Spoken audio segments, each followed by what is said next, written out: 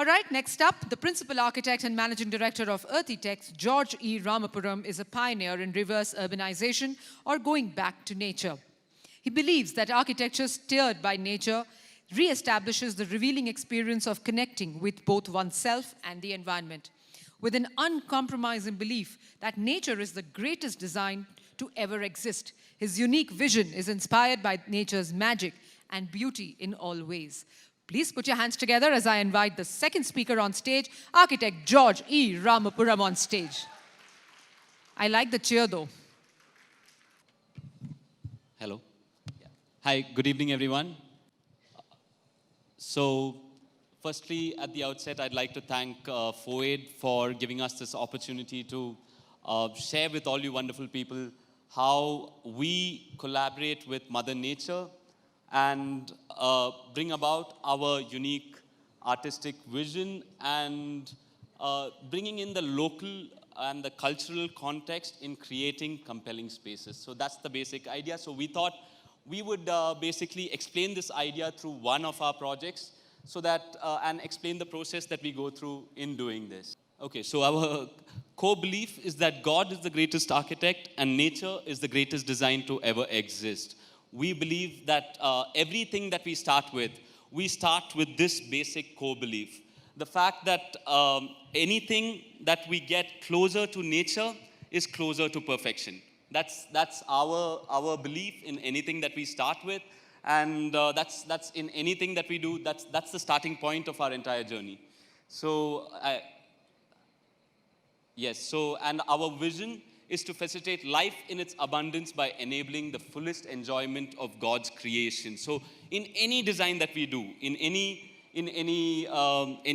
project that we take up, in any service that we take up, so basically this is the basic idea. So I'll just take a minute to explain what this is about. So I'm not sure what is happening with this. 1 second. Yeah. Okay. Yeah. So this idea that what is life in its abundance? Life in its abundance is basically, when we talk about the abundant life, it's joy and contentment for the body, mind, and soul.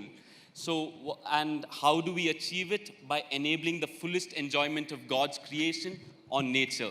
So when we talk about the mind, it's about inspired thinking. And I think all of us can agree that being around nature inspires our thinking, right? And talking about the body, it's about the health, right? And it's a no-brainer. Research shows that it is much, much more healthier to live around nature rather than in concrete jungles. So as you can see in this bedroom, what we did is there was an existing rock in the space. So what we have done is, I'm not sure. Okay, so that's the rock there. So and what we've done is we've put it into the bedroom.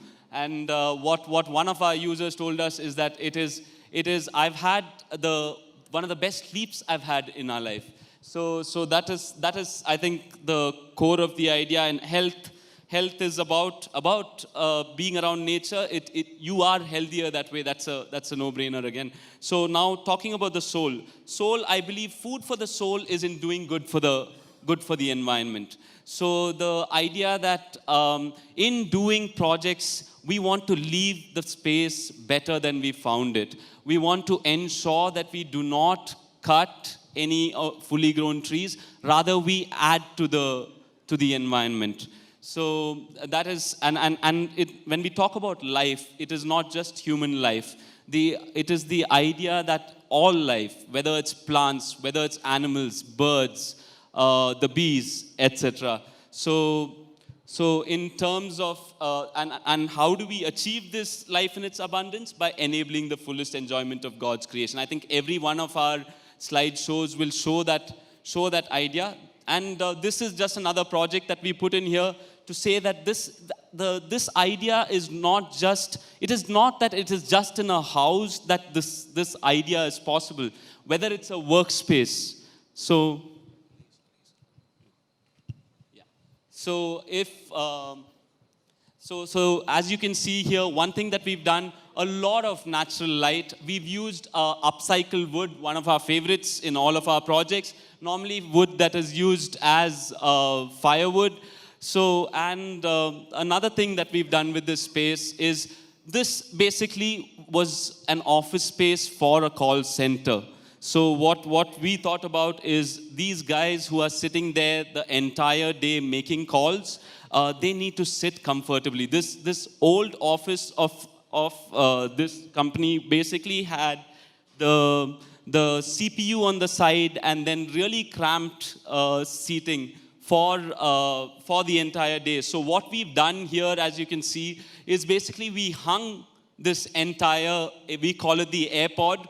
We hung the entire workstation. We put the CPUs in between here, so that even when people are speaking here, the white noise created here really doesn't disturb each other. That is an added advantage as well.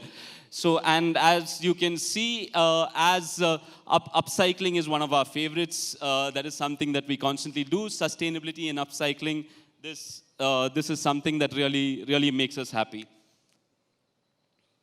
So now, here is a small video that we put together. I mean, I found it rather. 2001, you're projecting us into the 21st century. I brought along my son Jonathan, who in the year 2001 will be the same age as I am now. Maybe he will be better adjusted to this kind of world that you're trying to portray.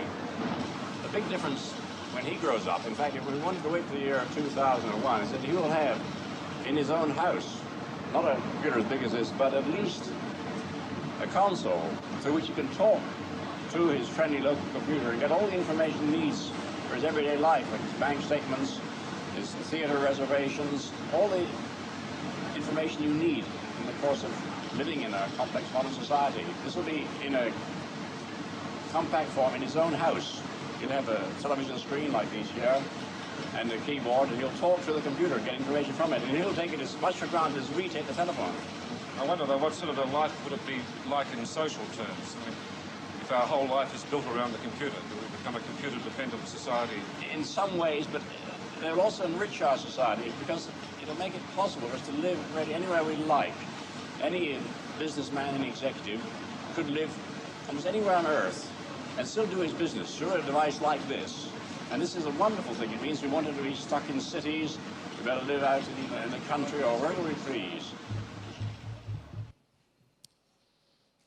So this basic idea of reverse urbanization, we believe that is the future of living. That is something that Darius also spoke about, that we can live and work from anywhere in the world. And with the COVID happening, this is really accelerated. So this, just imagine, we believe that God did not mean for us to live in concrete jungles, but rather around nature. So imagine that you can be in a space like this, on an everyday basis. You can work from here. With the advent of internet, working from anywhere is possible. Like the video said, I mean, some years back, that is now a complete reality. So we believe that this is the future of living, and as change makers in this entire room, this is something that we would like you guys also to promote. I mean, and this would mean that there is less density of population on the land in the cities, and this is something that will really help our future generations. And yes, so going on. So yeah, now this just explaining a little more about this specific project and how we go about our design process.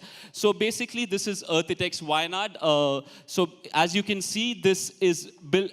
It is a contoured land, and what we wanted to do was basically put up a structure that follows the contours. And that is why it is basically on 3 levels, 3 different levels. And another concept of ours was that we, during the planning phase, we had masses and what we call bridges, connected by bridges, which are voids here. So, and again, this is a mass connected by this bridge, having the voids here. Mass, void, and mass again. So the entire idea of this planning process was that if a tree or rock came in its space, what we are able to do is push and pull these bridges in such a way that and we are really proud to say, not one fully grown tree was cut in this place. So that is something that really excites us, that really makes us happy. And yes, building around nature rather than on it is again another, I think I've been harping on about it for a bit, but that's exactly what we do in everything that we go about doing. Back to wilderness. This project was, this space was an abandoned sort of a land which was near the city, which actually they had cut all the trees, some of the trees, and made money out of it and left it like that. So what we did is basically the existing trees, definitely we were not going to do away with. So for example, the shape of this pool came because of this tree. These two trees here, these two existing trees here, so that we miss it, right? And the fact that we added almost 8,000 plants, local and native species, into this place. Now, today, from your living room, from the living room of this space, what you're able to see are hornbills, are mountain squirrels. And isn't that beautiful? That really excites us, that you can live every day like that.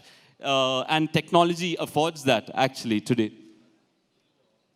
So retaining the regional identity. Now going with the sloped roofs, this is basically, we always talk about this at our office in our teams. We don't do very different things, but we do things differently. We take what is already existing and just look at it in a slightly different manner. Stone walls, the sloped roofs, the courtyards, and basically ensuring that a local and dying art is sort of also, there is a sense of pride for those people who are making it happen, and ensuring that this dying skill set is sort of still living. I think that's what all of us as change makers get to do.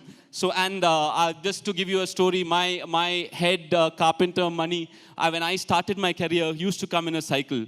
And then he bought a bike, and today, recently he bought a car. That is, again, something that makes us really happy, something that we think that, we just felt happy that we were instrumental in ensuring sort of that this dying skill set was revived, and he is able to prosper doing that, and we were instruments in that. That makes us something really happy, actually.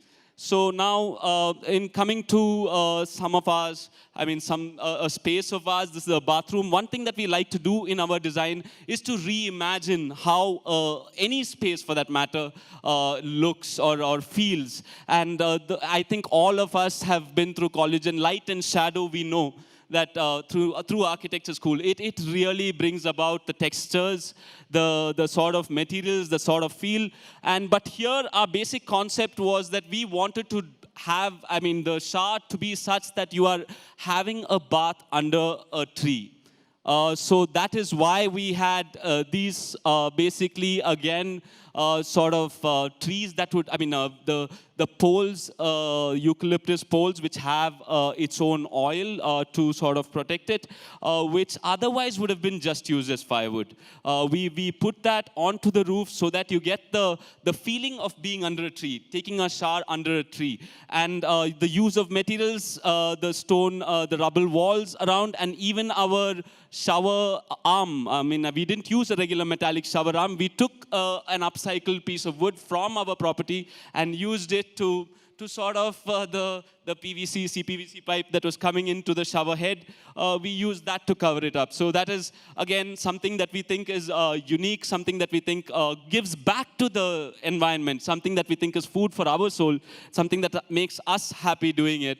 And reimagining spaces, yes, of course, in terms of, the fact that it is a place for rejuvenation, relaxation. The bathroom is one space where we all are sort of alone, our private space, and we get to really relax, I feel.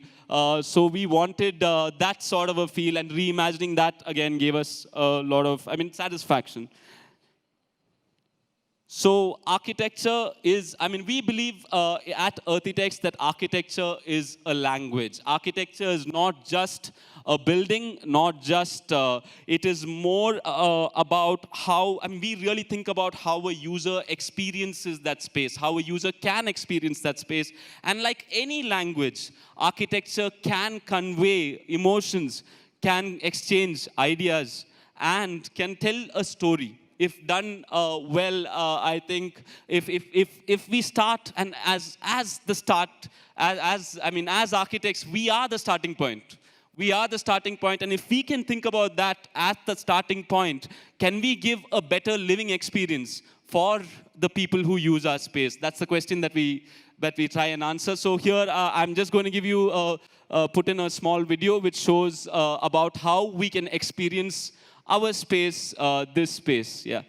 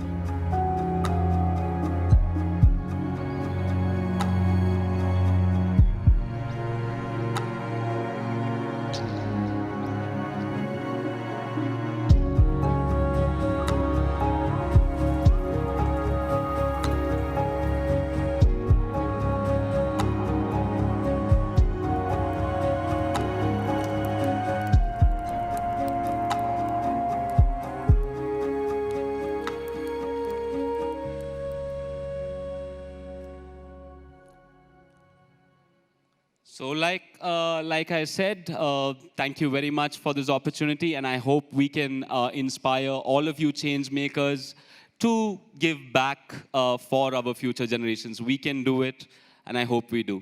Right, thank you very much. Thank you so much. Thank you so much, Architect George. Of course, lovely presentation, but I have to say this, that the perspective with which you shared was absolutely very value-creating, especially the abundance part where you said that joy and contentment sort of summarizes the entire abundance part. So thank you very, very much.